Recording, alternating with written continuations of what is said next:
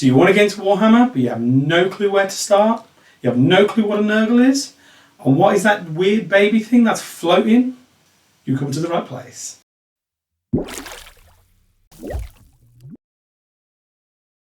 We're the Average Painters, and I'm going to be taking my buddy Kev over here through his first steps into Warhammer. In this video, we'll be selecting a faction for Kev to play, just to get him started, get your first box, get you painted. How's that feel? Yeah, looking forward to it. Excited. Let's get rolling. So before we even start looking at factions, what is your knowledge of Warhammer? What is your, any basis, anything that you've ever known previously about Warhammer at any point? So, very minimal. I know it's a tabletop game, 1 versus 1, army versus army. Couldn't tell you what the different characters are, what the different species, races, or anything like that. Couldn't really tell you about that. I've heard of Space Marines. That's about it. I know that there's a big following behind painting of the figures, as much as there is playing. But I'm coming into this as an absolute novice. I'm an open book. You open clean canvas. Whatever knowledge you throw on me will be what I take in. I'm excited to be kind of given an army rather than having to choose one, because I feel like that could take me years to actually get round to doing once I start looking into the different ones. But yeah. So kind of the reason, that's one of the reasons we thought about doing this way, because it kind of come off the back of, because you were watching, if you've seen any of our previous videos, me and James did a combat patrol thing where we spun the wheel, got all that. It kind of come off the back of that idea, didn't it, really? It did, yeah. But it kind of just takes the emphasis off, there's so much to start off with Warhammer, there's so many things, there's so many factions that you just don't know where to start. You pick an army, you paint it once, you get another one, you paint another army, and just going through all of that kind of stuff until you find the one that you love. You've spent £300 and you've got 3 models that you're like, yep, that's it. So we wanted to kind of stop that. So what we've done is we've created a list of what is the easiest armies that we think to build and paint. These are our kind of picks. If there's any that you kind of think, you can obviously let us know in the comments. For any of the new guys that are starting, that will obviously be very helpful.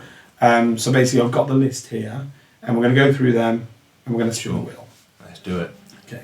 So to start off, we've got the generic Space Marines. You kind of know a little bit about that. Do you know what is a Space Marine? If you go from the first novice point of view, what is a Space Marine?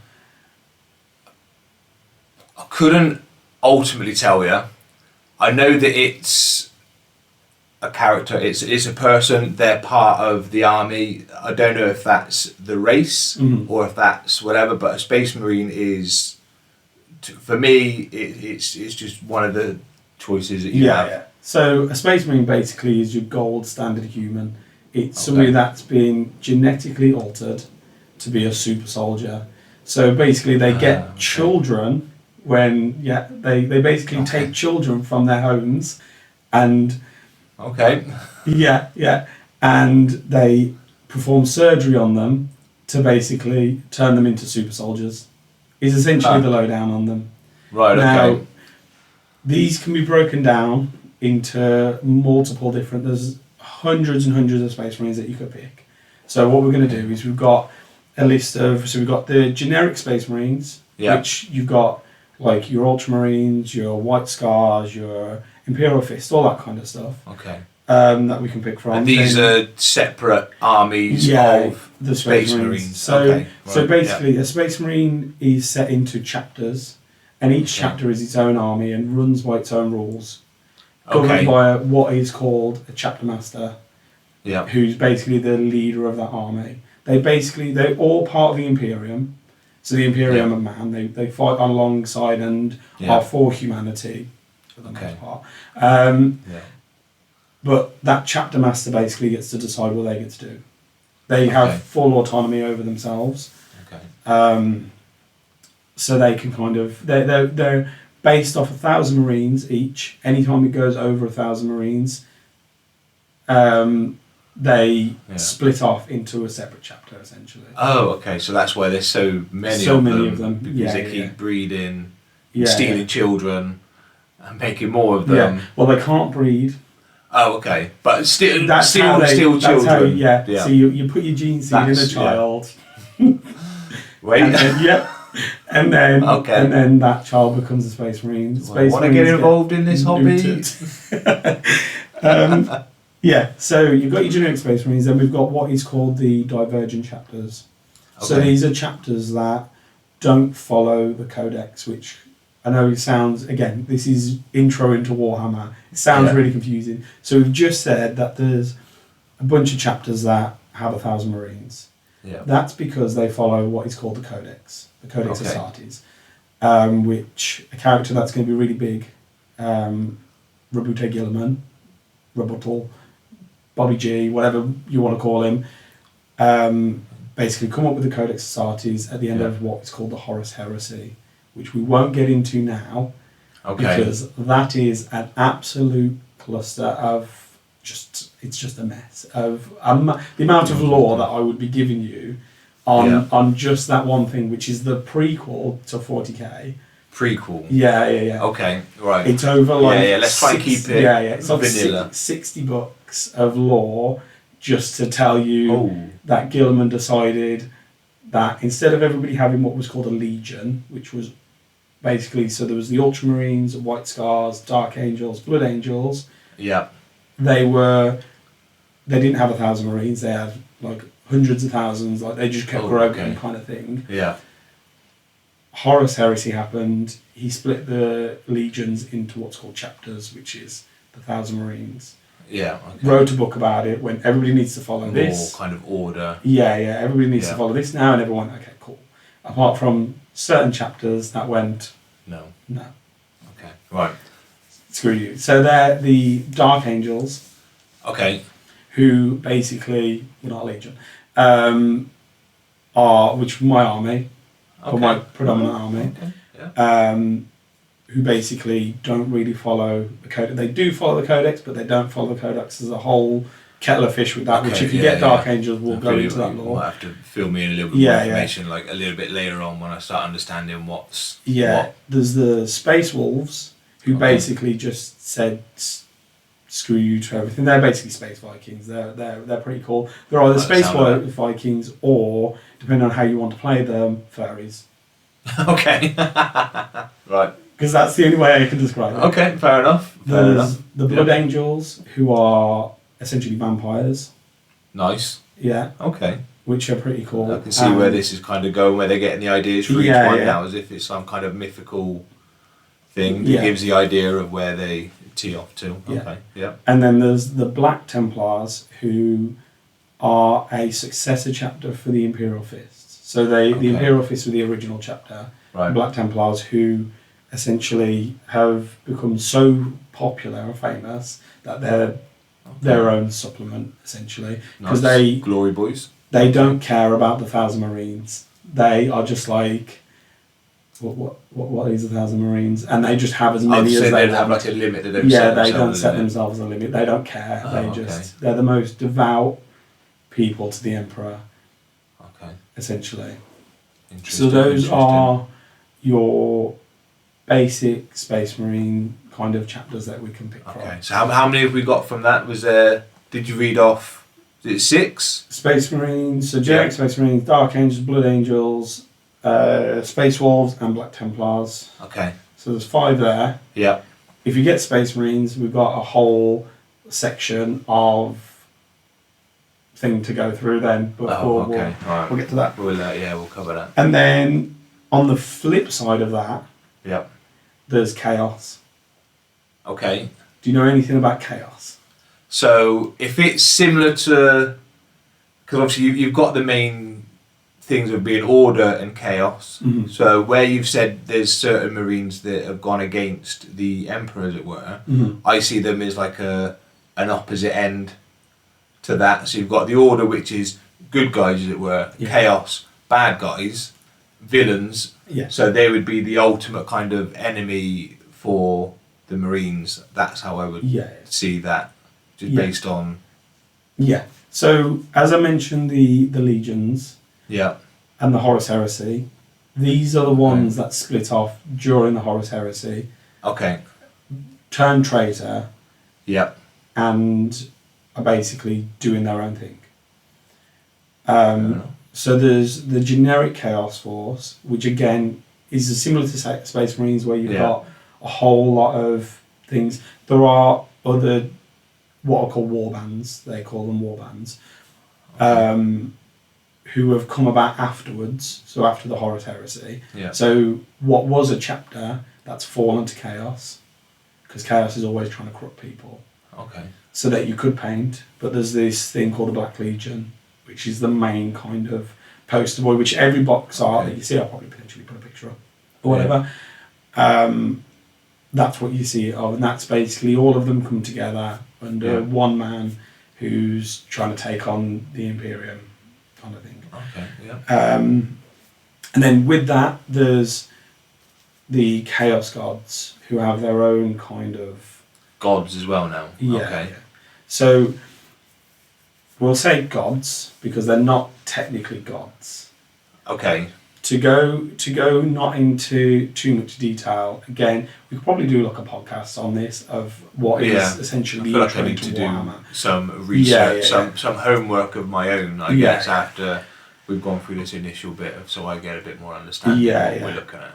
So there's this thing called the Warp, which is basically a realm between realms kind of thing. Sea of Souls, you might hear it. Immaterium, anything like that. Whenever you're doing any research, you might see that come across. Okay. And in there are multiple Chaos Gods, but the main ones are Khorne, Nurgle, Tzeentch, and Slaanesh. Okay. All kind of represent a different emotion. So that's why it's not a god. So every person in Warhammer has a soul. Right. Enough people in that race that have a soul reflects into the warp, which then that Chaos God can get born. So Khorne is god of war, god of anger kind of thing. Yep. Nurgle is pestilence, plague, death. Okay. Slaanesh is excess.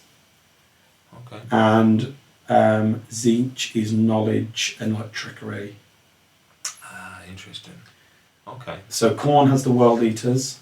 Yep. Tzeentch has the Thousand Sons.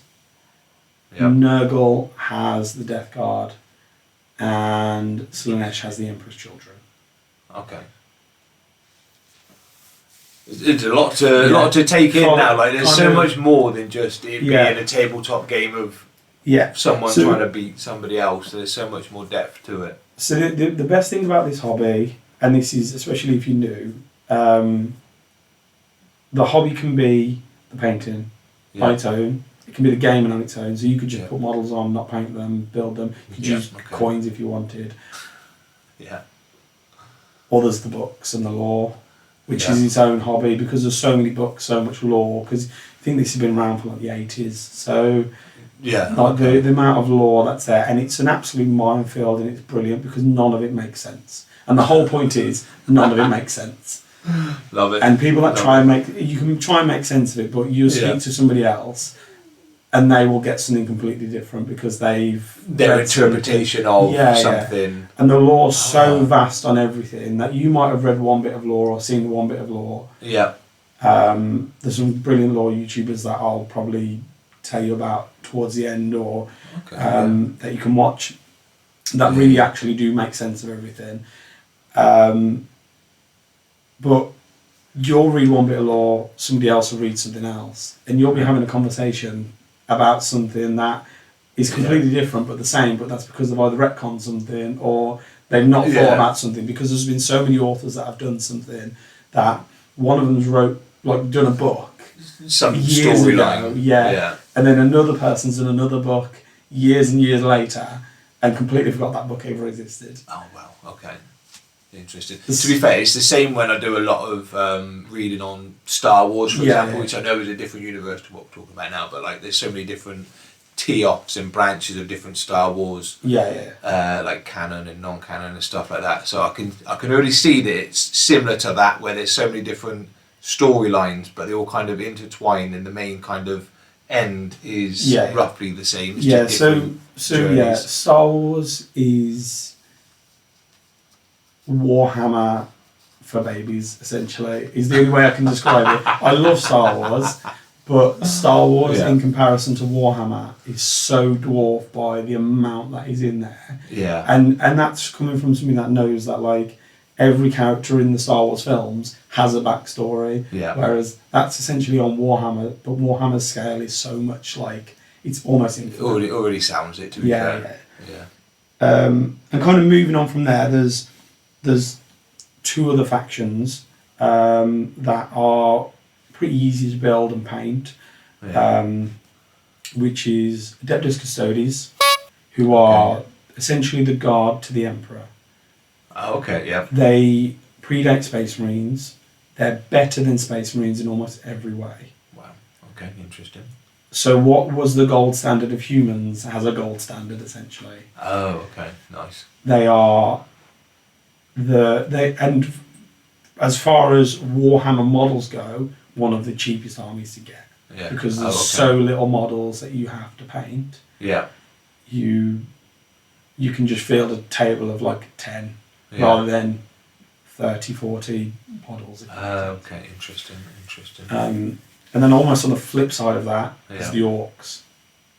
Orcs, yeah, okay. I've got some of the reference for orcs from obviously other kind of things like World of Warcraft, stuff like that is obviously like orcs is like that. I don't know if they're the same, Yeah, but that's how I see orcs, same as of. Lord of the Rings Yeah, level. Kind of. So all of Warhammer's taken from fantasy Yeah. and plopped into the sci-fi universe because that's Yeah. how it just started. Yeah, of course. Um, There's a lot of it like that. Yeah, so the orcs were a really intelligent race, now Okay. really stupid Yeah. fungus. Okay. They grow from, like they are fungus, they're spore mines Oh, essentially. really? Oh, okay. And Interesting. they are one of the most bizarre, most random armies that you can kind of play. But yeah, they're kind of a really fun thing. But again, it's Yeah. just the reason why it's just almost one colour. Yeah, I'm assuming green? Yeah. Yeah, yeah.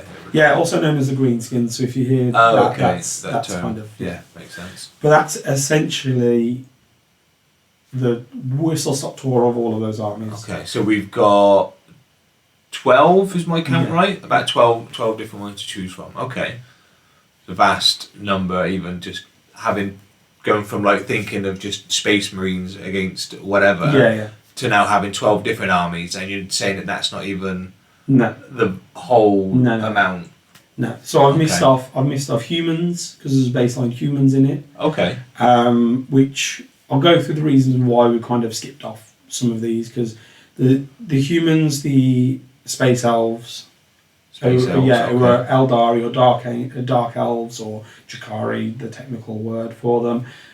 Okay, yep. But they're dark elves. Just everyone will call them dark elves. Yeah. So there's good elves, bad elves. The reason why a lot of those haven't been picked is because either the models are pretty small, Okay. because they kind of try and keep everything to the right scale. Yeah. So it's difficult to build. Essentially, is the main reason for when you first starting out. Yeah, fair enough. And yeah. and even though there's a lot of ways that you can make them easy to paint, which we'll Yeah. get into.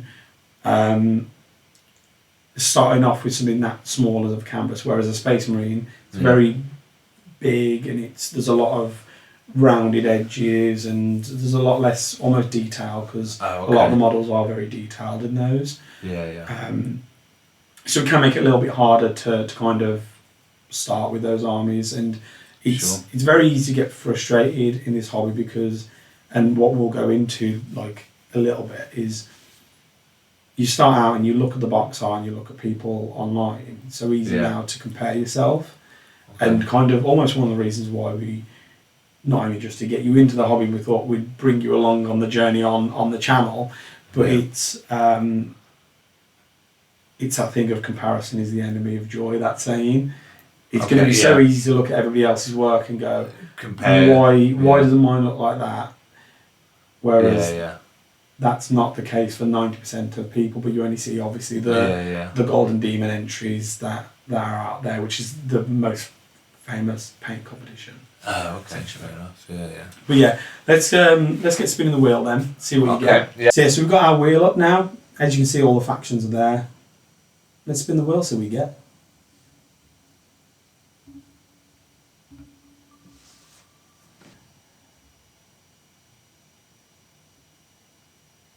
Okay. Yeah, so Black Templars. So, you got the Black Templars. How you feel about that? I've got some homework to do. Mm-hmm. I need to find out a bit more about them. I need to know what they're about, because they're the ones that you said were larger than the normal kind of 1,000 members, kind of did what they want, but still within some kind of order. Yeah. So I'm looking forward to seeing what these boys are about. Yeah. But based off the name, but what based off the name, what do you currently think that the Black Templars are going to be about? Okay, so based off of just the Templar name, obviously that goes back to Crusades of the Middle Ages, of Holy Crusades and stuff along those lines. Black, I don't know whether that's just their colour scheme, because obviously there's a lot of others that are colour schemes, so that's how I kind of see that initially, just based off of the initial Templar name. So, yeah. So what we're going to do is we're going to cut back to when you've got the box. Yeah, I'll sure look online and see where we can find somewhere to buy it from, Do a little bit of homework. Yeah. On maybe the Black Templars. Yeah. I'll come back with a bunch of lore dump to give you. Lovely. A couple of people that I recommend, and everybody in the whole YouTube space or hobby space would probably recommend Arbiter Ian. He's a YouTuber. Yeah. Does amazing lore videos in about 15-20 minutes tops. Okay, yeah. I'm pretty sure he's got a Black Templar video up there. Into it. Really easy to understand, really well thought out videos as well. So that's, if you've not seen a lore video before, that's the one person I would say to start off with. Yeah. There's a bunch of others that are out there that I could recommend. Genuinely, there are amazing YouTubers out there. But I think he's kind of the one that is like the easiest to kind of get into, because he also knows how silly Warhammer is, so he kind of approaches it from that way. But we'll look into that. We'll be back, and we're back. So we've got the box in front of us now, as you can see. You've gone and picked yourself up a combat patrol. You've also picked up yourself up a character, a little bit of glue that I can see that we'll show you in a second, and actually some dice as well, which I wouldn't have recommended those, but you did say afterwards that they were probably not the ideal ones. Yeah. But when I was looking on the website of where to buy from, I just thought, what can I do as like a little starter package? It was a box of dice. I know roughly how dice work in the theory of playing the game. But these are the dice.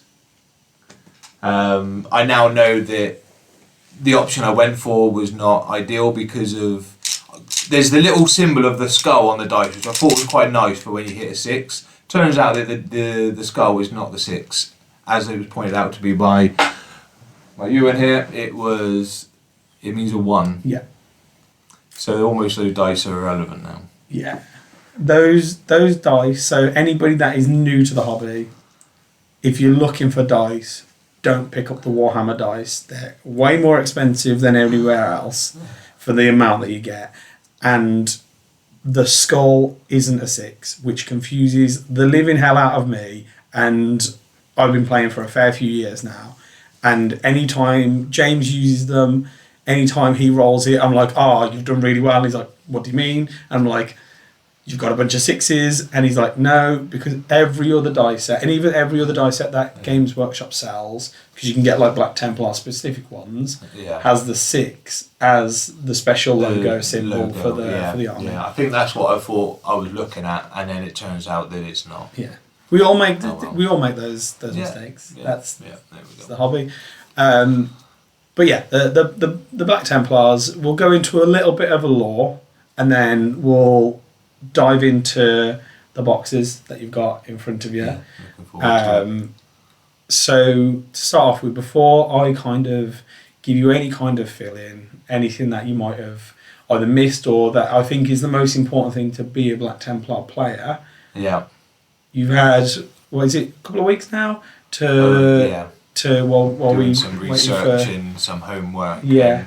I watched a few YouTube videos, so one of the ones that you recommended, so Arbitery, and seeing a lot of him, but also by watching that it then teed off a load of other videos of reading into the lore and listening to almost like podcasts of people reading out.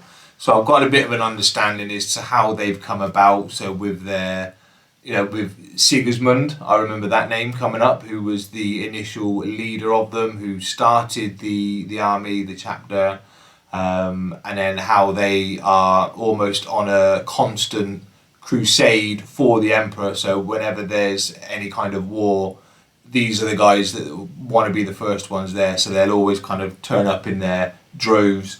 And like I said, because there's so many of them, because they don't have a specific limit to how many there is, there can almost be too many of them. So I know that when they're finished with certain wars and planets, they leave a squadron behind to call on as and when they need to, and they'll just plan armies everywhere and then just put it all together. But I liked the idea behind them. It was definitely an interesting listen and read and learning about them. And there's still so much more I need to look into about all of the different ranks and the different characters and the commanders and stuff in it. But it's definitely been an interesting beginning. Yeah, I have to say, out of all of the chapters that you could have got, they are one of the better ones.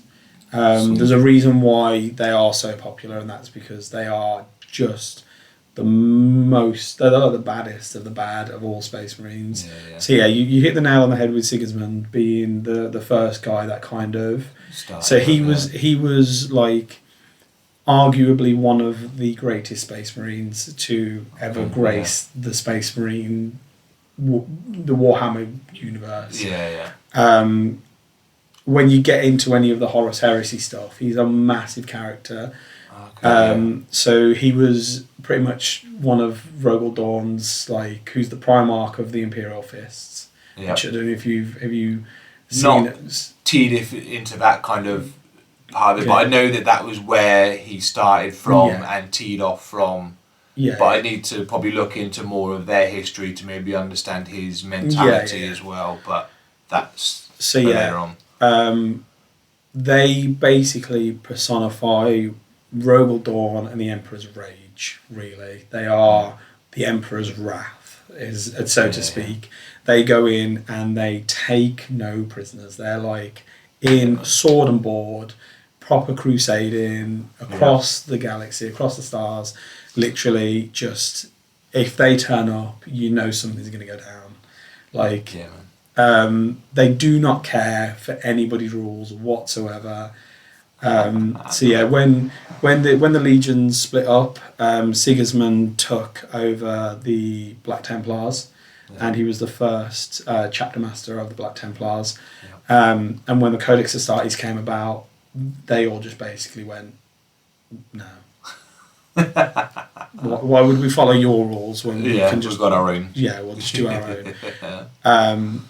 And which gets them into trouble with the Inquisition quite a lot. So the Inquisition is part of the Imperium. Is one of the hierarchies, basically like the police of the Imperium.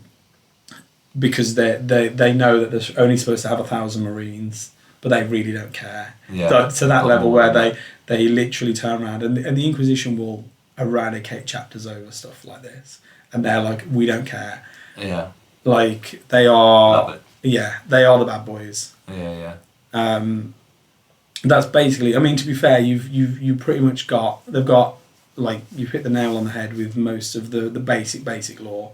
They have a massive grudge against the Orcs. I mean, they have a massive grudge against everybody, but the Orcs are notice that. Anyone that is a non-marine, non-humanoid kind of species. That's normally their target. They'll go after that, which is normal kind of enemies of the Marines anyway, the Imperium. But they kind of take it to the extreme. So whereas most chapters have things called librarians, which are psychers, which is basically people with like, so akin to Star Wars to make it relevant. It's like people that can use the Force. Right. Okay. Yeah. They can shoot what everyone will call as mind bullets. They can use their mind to basically interact with other people. Yeah. And like cause damage and all that kind of stuff. They do not like them. No. You are so anti-psyker. So anytime they come across one, even if it's a normal human, they either just kill it or don't use it. They use it in their ships, but they don't treat them well, basically, because they need psykers to be able to travel. Yeah. So that's where it might get a little bit confusing if you ever see that, but that's just kind of, it is in the codex, so you haven't actually got it here, you haven't bought it yet. No. That would be my next recommendation of your buy. Dig into that codex. Yeah. It's got a bunch of lore in there, that's really good for you. And then obviously it's got all the models, all the rules, everything like that. But start off with the Combat Patrol is a brilliant buy. But yeah, that's kind of really what you need to know to do Black Templars. You don't take Psykers, you don't like Psykers, you don't like any mutants, you don't like any Xenos, you basically don't like anybody. Unless you're a Black Templar, you everybody else is enemy almost. I like the idea behind that, and also with a lot of these characters that I've looked at that were different, because they're a lot more close combat, like with the sword and shield kind of style as well. I feel like that's going to be interesting when it comes to actually playing with them, so they're not just going to be ranged or just shooting guns, they're getting up close and cutting people down. And I liked it reading that side of the combat when looking into these compared to some of the other ones as well, so I feel like that could be a decent style to play. It might not be, and you might be secretly laughing to yourself that why have you gone with them, because they're not going to be close combat kind of army, but no, that's you're definitely in there with the close combat. And as far as gameplay goes, I will always maintain it's something that we will show hopefully more on the channel, and hopefully the second channel that we've got hopefully coming up is rule of call, play the game how you want to play it, narrative focus if you want to, competitive if you want to, but pick models and pick things that you like the look of, and go with it and roll with it, because that's going to be the most enjoyable for you rather than picking the most optimal list. Because you will see a bunch of that, which is when you go into the game side of what the best list is, you might want to take a few of those units, but if you're like, this unit looks really cool, this is Frank, he's my Frank, and he's the best Frank there is, but he's a terrible unit in game. Just put Frank on the table, because you're going to have so much fun with Frank over like what would be the meta. Because unless you're playing in a tournament, I mean, even take Frank to a tournament and just go, this is Frank, and you're going to die to Frank, and everyone would be like, I love the idea of that. We want about, he like does nothing. But when you actually do kill people, then you get to laugh at them. So more of a win. But yeah, going into the boxes. So you picked up some of the hobby glue, the plastic glue, which again, decent recommendation. I have my own recommendation for hobby glue, but any kind of works. You can use super glue, anything really. Any kind of tool that you've got that you can use. You don't need the fanciest stuff, to be honest. But yeah, then you've got the Combat Patrol as you've shown. If you want to just up to the camera here. And then you also picked up a Castellan. There was, yes, a separate figure that I've seen as well is try and get the light off of that. So yeah, we have that there, which was something else I picked up. The place I bought it from was a place called D6 Dungeon, based in Newcastle. So when it came to buying these, obviously there's so many different places you can buy from, so many different prices. Ended up going with someone which is what I found was the cheaper price. The delivery was fairly quick, so it turned up within 3 days of purchasing as well. So I definitely recommend them. I'm sure you could probably put the link in the description to send some traffic to their website. But obviously anybody. Not sponsored, by the way. No. It's just a website that I found whilst doing my research of somewhere to buy from, and obviously anyone that's local to the Newcastle area, head in and have a little look. From what I've seen of their shop, they look like they've got a decent setup there as well. Yeah. But if for instance you either don't want to use that or you want to actually go in somewhere in person, Warhammer shops are great. And they're great for people, but I also recommend, especially if you are new, try and find a friendly local game store, like you've almost found with the D610. Yeah. Because they're going to be better on price from games workshops. Yeah. And again, you creating a community there, which is actually really important in the hobby, to be fair. But yeah, let's jump into the boxes. Starting off, we'll kind of leave the Castellan as is. He's in this package. I'll let you open him in your own time, but he's kind of that model. We can have a look at all the sprues and stuff. You've not opened anything yet, have you? No, not looked at a single thing other than the box art, which looks pretty cool. I've not opened anything as yet. Yeah. So in the Combat Patrol, I'm just going to read it off the back rather than memorising it. You've got your Emperor's Champion, which is the character in the Combat Patrol. So Combat Patrols it's a separate game mode. Yeah. Well, so you can play this straight out box. Yeah. Rules are free, which is all really good. Yeah. Thought of. So you've got your Emperor's Champion, you've got your Blade Guard Veterans, a Sword Brethren, and a Crusader Squad, which is for what is in this box, especially for Black Templars, is a very good starting point. Emperor's Champion as a character in game is really good, really strong, and you're kind of going to want one anyway. Definitely. The Blade Guard really fit into the kind of Black Templar theme. Yeah. And then the Crusader Squad and the Sword Brethren Squad are Black Templar specific units, so only Black Templars can take them, and the Emperor's Champion only Black Templars can take them. The Blade Guard are the only things that normal Space Marines can take. Yeah. Okay. Yeah. So for this book, as most people will know, you have to get the codex to play most of the rules unless you I mean, somewhere. we'll come to that later on. But the next thing to look at is get the book, and then we'll start looking at how I would actually play with them. But on top of that, depending on what units you want to get, as a caveat, if you play Space Marines, there's a tax on Space Marines, which everybody knows about. If you've been where you have to almost get 2 books. So the Blade Guard rules won't be in the Black Templar book. Okay. Only the Black Templar units will be in the Black Templar book. So you would need the Codex Space Marines to play with the Black Templars in a normal game. In Combat Patrol, you won't. They'll be there. They'll be in there. But the rules are slightly different. Okay. So that's just something to kind of keep in mind when you're building a list. If you get the Black Templar book, and you only buy Black Templar units, you're all good to go. Okay, yeah. But if you wanted anything else, that's generic Space Marine, because you can't take everything, you need that kind of... Yeah. That was something I did look into, where there was certain Space Marine units which were interchangeable to each army. So like the Terminator ones, I think was one. Yeah, Intercessors. You're lucky. So I've the Terminators have a Black Templar specific data sheet. Yeah. So each unit in this box has what's called a data sheet. Yeah. Attached to it, so that's basically all just the rules of that. Yeah. Some of them, fortunately, for Black Templars, have got their own versions of the generic ones. Okay. Yeah. So they are slightly different. So the Black Templars have their own Black Templars Terminators, which is fortunate for you. So if you did want to get Terminators, you wouldn't necessarily have to get the second book for that. Yeah. It is a bit annoying how they do that, but it kind of just... If it's the way of how it is. And it's kind of the whole discussion that we can get into, and everybody kind of gets into over the whole of YouTube is, well, most of the rules free, because like you've just started this hobby. Yeah. The book itself, for the Space Marine book, is not a cheap book.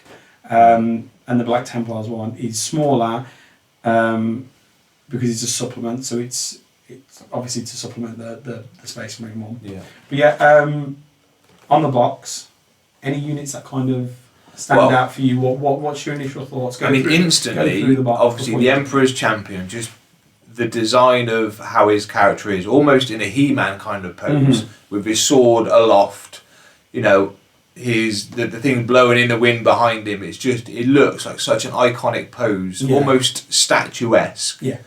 So that was the instant one that caught me. And obviously then you've got Blade Guard veterans who look badass with their swords, Yeah. shields as well. I mean, ultimately, when I'm looking at all of them, with the different setups that you've got, where they've either got the swords and the guns, or the swords and the shield, every single one of them look badass. Yeah. Is probably the best way I could describe it. But like I said, instantly, when I first looked, Emperor's Champion, just the whole design of that character and how he looks, just looks so picturesque, and it's just he's like, he is such a good character. So the Emperor's Champion, funny enough, is he's just a regular dude, so it can be anybody.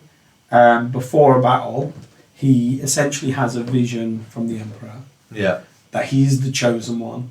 They give him this black sword, and his job is to go and kill characters. Essentially, he's like, I want the head, almost like a hitman. Yeah, I want the head of their warlord, and he will just charge for that because he's chosen by the Emperor, and he is the Emperor's Champion. He is the guy who's going to go through and. Then you Blade Guard veterans. They are, as in the name, they are veterans. They are the sword and board, as we like to say, version of. So there's a couple of different types of units. Very strong in game, and again, like I said, they are really cool models. All of them. Pretty much the same as your sword brethren. So sword brethren are your Black Templar version of essentially veterans as well. Because they have like a ranking within the army, isn't it? Obviously you've got to get to a certain ranking, and then you kind of become the veteran from the brethren, and then from So you with your Black Templars, you have neophytes, then you have your crusaders, and then you have your sword brethren. Veterans, essentially, all in that kind of and then obviously your Crusader squad, which has your neophytes in. So you can see in the box, I don't know if you want to show the guys as well, there's a couple of people in there that have a little bit less armour. You see, like, they kind of are your neophytes. So there's a few there without like helmets on and Yeah. arms exposed and stuff like that. So yeah, they're what would be, so in your normal Space Marines they have scouts. They're essentially like the first step in a Space Marine. They're the newbies. Yeah. Do you want to crack the box open? Yeah, let's the sprue for the first time. Let's get into it. Like literally hasn't opened the box at all. Not at all. We didn't have a knife set up anywhere, which not at all. Planned ahead to do, because which would have been ideal for this, or maybe I've had it for a couple of days now and not even been tempted immensely to have a little look, but I figured it would be a journey for all of us. Yeah. As soon as I can get the sticky bit off, we may have to cut. I got it. Okay, right, we're rolling. So here we go. Make sure I'm not going to open it and things fall out now. Yeah, okay, we're right. So, you want to take that? Okay. So there's quite a lot to take in. Mm-hmm. If you can see from either camera angle, the up close or the wide shot. So there's a lot here. This is just one of the many sprues, you call them? Yeah, sprues. And wow, okay. I don't know what I was expecting. I knew that there was some sort of construction involved in it, but when there's so many tiny little bits, Mm-hmm. I'm glad I've got the glue, because I'm going to need that. Mm-hmm. I was not expecting there to be so many smaller pieces. Every single interchangeable bit, even down to the heads, which I don't know if you can see the camera there, is so many different ones to choose from and pick up. And that's literally one of probably 12, and that's one of the smaller ones, because then there are ones which are like this big, again double the size of the one I had in here, and there's so many tiny little bits on each one. So this is going to be interesting and intricate. Yep. Is the way I would describe that. Yep.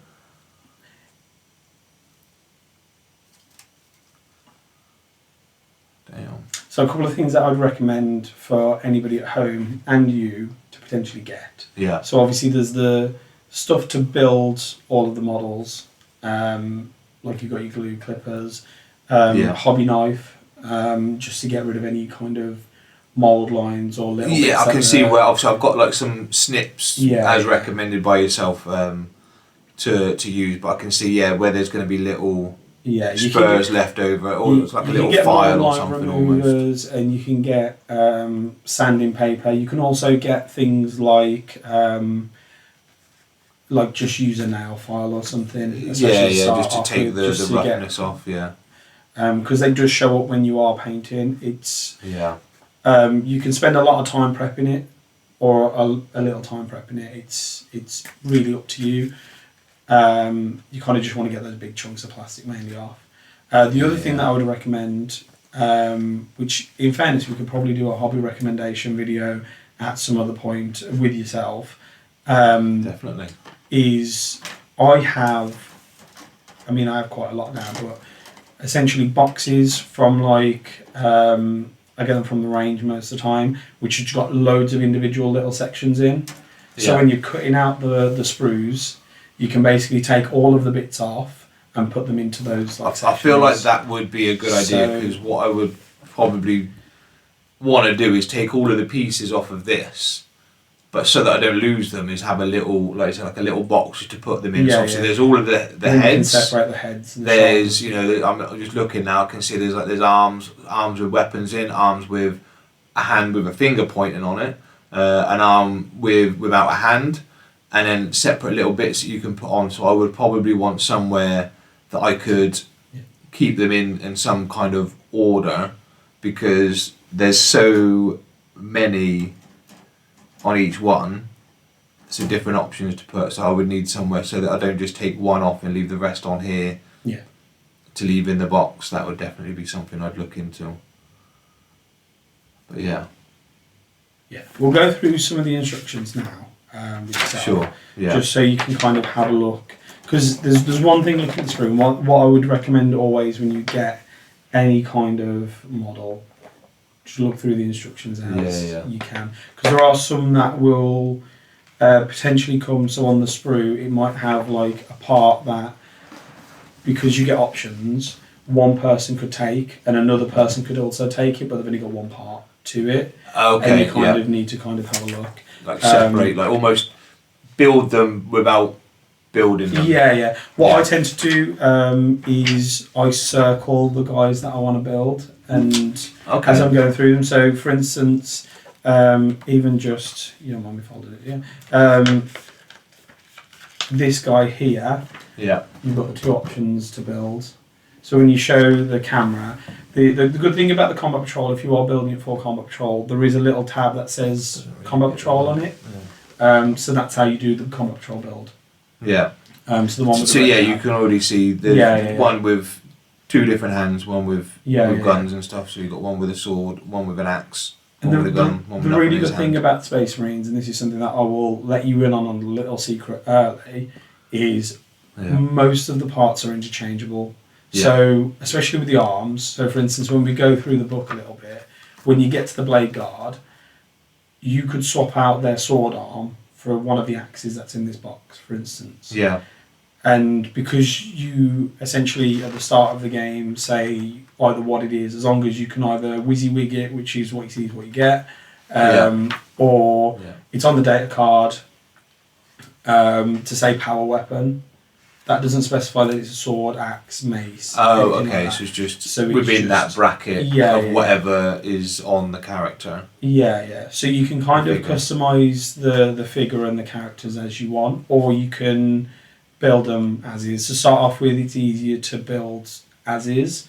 But if you do kind of fancy putting a little, it's putting a little bit of flavour and spin into. I suppose your own interpretation of what you think looks better and what is more suitable to your style, I guess. Isn't it? Which I guess as I move forward and start doing more of myself, I will probably find a certain style that I like or certain look. Yeah. Because you might be like, I really like swords. I'm a Black Templar, or I really like the axes. So I'm going to go axe for everyone. And then you might go, oh, I'm a blade guy, I need an axe rather than a sword, or like a mace or whatever. But yeah, even just looking through this now, you can see all of the different interchangeable bits, different poses, and whatever pose you have in, the different options you've got for putting them in that pose. Yeah. Whether arm up, arm down, arm across, whether you have a gun in it, whether there's a sword in it, whether there's a shield in it, an axe. Yeah. So there's so many different options that you've got for each individual figure. And there are a lot of pieces as well that you can leave off. So there's these things called purity seals. They'll be on a lot of the models. Yeah. They normally come at the end as like a big box with basically saying you can use these. Yeah. You don't kind of have to put everything on. So you can leave them as blank or as detailed as you want. Yeah. The more detailed you kind of have them, the more you're going to want to paint. Really, that's the kind of payoff, because when you put them on, if you paint them just black, there would have been no point to put it on there if you paint them. They need to stand out essentially, don't they? Yeah. As far as the instructions go, what are you kind of perceiving from them? Are they? I mean, there's a lot to take in. Obviously, I think I would need to probably set aside a good half an hour or so to read through each individual figure of the different ranks in here as well, because there's so many different options again with which arm, which hand, which weapon is. I need to get a little bit more of an understanding between each, what weapon brings to the game is essentially. But what I might do is just start making one of each kind of design, to then see what they're like to paint, see how they look when they're painted, see how they look when they're built. And just try and do one of each different stylization, rather than making one and sticking with it and then finding later on that I like the look of one of the other ones afterwards, but I'm out of figures and out of bits. So I'll look to try and do that and try and keep them as interchangeable as possible. Is a lot of variation in there as well. Blue tack is your friend as well. So when you cut out the models, so like a pre-glue. Always dry fit is what the term is. If you can build it without putting glue on it, you can see how it kind of looks. You can see what pose you want. If you wanted different weapon options, I also would suggest with a lot of combat patrols, they start with the character and then they move through the book. As in like the instructions. So here, who was the first guy? Was it the Emperor's Champion, or was it? Is it Crusader Squad, or who's the? So Crusader Squad came up first. It looks like. Okay. So go through what would be the easiest character to build, or the easiest model to build, and then work. No, it's Emperor's Champion. Emperor's Champion. The page was just. Start off with what is essentially the easiest model, and then work your way up. I suppose he's only going to have the one pose, really, isn't he? But for instance, what I'd say is like, so for instance, you've got in your Crusader Squad, you've got your neophytes, which you could potentially do as your first build, because if you want your Emperor's Champion to almost look perfect, obviously to whatever degree you want it to be, if you're cutting out for the very first time, you don't want to potentially make that mistake. You can make that mistake on that makes something sense. That's a bit more of a kind of thing, rather than like this is going to be your flagship model. Exactly. That would almost be the one to perfect in the end, isn't it? So to speak. There are kits out there that are push fit. If you are starting out, they're very easy to kind of put together. I don't know if the Castellan is or not. I've never built that kit, in fairness. But there are kits that are push fit that you kind of don't need any glue, so you can always try and find some of those out. First, just to kind of have a look if you wanted something to paint. If you are brand new to the hobby, like yourself, you can go to a Warhammer store, and they will let you paint a model. But it is at the moment, because we're in 10th, it's an Infernus Marine, and I think he's got an Ultramarine logo on his shoulder that you can't take off unless you cut it off. And I don't know if they let you paint anything other than Ultramarines in the Warhammer store. which is a bit sucky. So you can't go in and go, I want to start and I want to paint Black Templars, and they go, this is how you paint Black Templars. Yeah.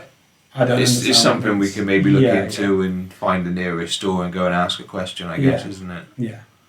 Yeah, definitely. Yeah, because we do kind of want to have a bit of a plan of a trip to Warhammer World, because fortunately enough, we live in the Midlands, so we're not too far away. Yeah. To kind of blow your mind with that. And if we I've can only get seen a few pictures that you've shown me, and already it's such a vast array of different scenes and setups that, I mean, if you'd have taken me there a couple of weeks ago before even knowing what I'm looking at, I'd have probably still been blown away just from the sheer scale of some of the figures that I've seen in the scenes that are set up. But now, understanding a bit more of what I'd be looking at, I feel like I'd be able to appreciate it a bit more, and have a bit more of an understanding of what I'm looking at, rather than just being in awe of what I'm looking at, understanding what I'm looking at, and then probably be more in awe of what I'm looking at. Yeah. So yeah. And as far as painting goes, I don't know if you've had a look yet. What you kind of want to do. That's again, that's a complete minefield. So there's different ways that you can go about it. A lot of people will show you box art standard, which is obviously name on the tin, what's on the box. You can either go for that, or you can kind of. I always suggest to people to find what you like and find your own kind of style. Yeah. If that becomes box art, brilliant. Like that's. Yeah. I think for the first couple, I will aim to do the style of what is viewed as a Black Templar. Yeah. And then maybe even for the whole of this set, and then when it comes to maybe when I do the Castellan or when I do some additional figures, is just see if I can try a different style. Yeah. Or if I end up doing this and I'm happy with how it looks and I get used to a paint in a certain way, then I'm more likely to stay with that rather than trying to mix it up. Yeah, there are other tools out there, like you can, as in with everything, go on YouTube, and there are vast Black Templar paint schemes that you can try and have a look at. Yeah. So it might be worth as research for yourself to kind of see either what paints you want to get. Christmas has just come about, and I did already get you the Black Templar contrast paint, didn't I? And Evil Sun Scarlet Red